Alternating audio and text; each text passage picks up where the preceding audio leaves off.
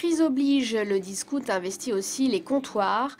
Thé noir à 70 centimes, demi à 1,50 €, Brest a désormais son bar low cost. Un concept né à Laval en 2007. Cette franchise table sur le service au comptoir pour limiter les coûts en personnel.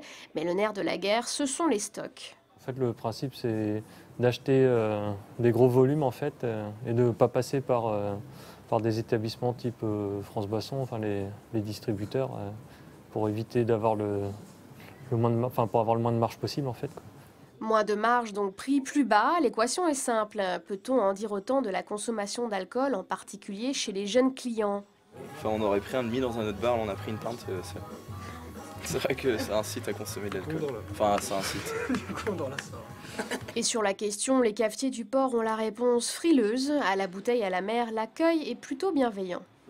Enfin, disons, moi, j'ai pas forcément d'avis tranché là-dessus. Je dis pourquoi pas, si ça peut rendre service à des personnes, tant consommateurs que la personne qui vend ça, pourquoi pas. De toute façon, maintenant, les bars, les jeunes, ils consomment dans la rue, donc à la limite, ça changera peut-être pas beaucoup. Et peut-être qu'ils boiront moins d'alcool fort en allant boire une bière dans un bar plutôt que de boire des alcools forts dans la rue, dans les bouteilles. Ancien pompier volontaire, Jarno Baron compte sensibiliser ses clients sur l'abus d'alcool. Il devra aussi être vigilant sur l'accueil de ses confrères. À Nantes, l'enseigne a dû augmenter ses prix sous la pression de ses concurrents.